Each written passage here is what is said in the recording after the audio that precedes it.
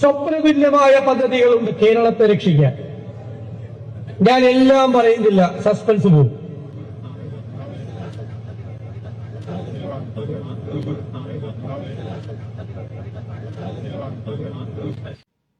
സംസ്ഥാന സാമ്പത്തിക പ്രതിസന്ധിയിലായിരിക്കെ നമ്മുടെ മന്ത്രിമാരുടെ ധൂർത്തിന് ഒരു കുറവുമില്ല.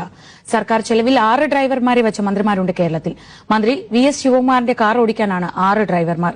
മന്ത്രി അനൂപ് ജേക്കബിനുള്ളത് 6 അറ്റൻഡന്റുമാർ.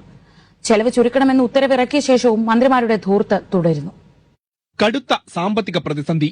എല്ലാവരും മുണ്ടുമുറുക്കി ഉടുക്കണമെന്നാണ് സർക്കാർ പറയുന്നത്. വാഹനം, ടെലഫോൺ, വൈദ്യുതി എന്നിവയുടെ ഉപയോഗത്തിലും കർശന നിയന്ത്രണം വേണം. സർക്കാർ ഉദ്യോഗസ്ഥരുടെ വാഹന ഉപയോഗവും കുറയ്ക്കണമെന്നാണ് ഉത്തരവ്. എന്നാൽ ഇതൊന്നും ഉത്തരവിടുന്ന മന്ത്രിമാർക്ക് ബാധകമല്ല. ഒരു മന്ത്രിക്ക് 6 ഡ്രൈവർമാർ എന്തിനാണെന്ന് ചോദിക്കരുത്. ആരോഗ്യമന്ത്രി VS ശിവകുമാറിനുള്ളത് 6 ഡ്രൈവർമാർ. 21 സ്റ്റാഫുള്ള മന്ത്രി ഡ്രൈവർമാർക്ക് മാത്രം കൊടുക്കുന്ന ശമ്പളം 1,37,225 രൂപ. ഒരുപാട് സാരഥികളുള്ള മന്ത്രിമാർ ഇനിയുമുണ്ട്.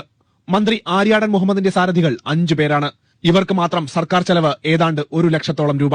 ടൂറിസം മന്ത്രി AP അനിൽകുമാറിന്റെ സുഖയാത്രയ്ക്കുള്ള ഡ്രൈവർമാർ 4. മന്ത്രിയുടെ ആകെ സ്റ്റാഫ് 19 പേർ. ഡ്രൈവർമാരുടെ മാത്രം ശമ്പളം 77,139 രൂപ. മന്ത്രിമാരായ കുഞ്ഞാലിക്കുട്ടിക്കും മുനീറിനും KP മോഹനനും ജയലക്ഷ്മിക്കുമുണ്ട് 3 വീതം ഡ്രൈവർമാർ. ഭക്ഷ്യമന്ത്രി അനൂപ് ജേക്കബിന്റെ അറ്റൻഡർമാരുടെ എണ്ണം 6. ഇവർക്കുള്ള ശമ്പളം 87,702 രൂപ. ഓരോ മന്ത്രിമാർക്കും 15 മുതൽ 25 വരെ സ്റ്റാഫുകളുമുണ്ട്. 10ാം തരം പാസ്സാകാത്തവർ വരെ മന്ത്രിമാരുടെ പേഴ്സണൽ സ്റ്റാഫിലെത്തി ഉയർന്ന ശമ്പളം കൈപ്പറ്റുന്നു.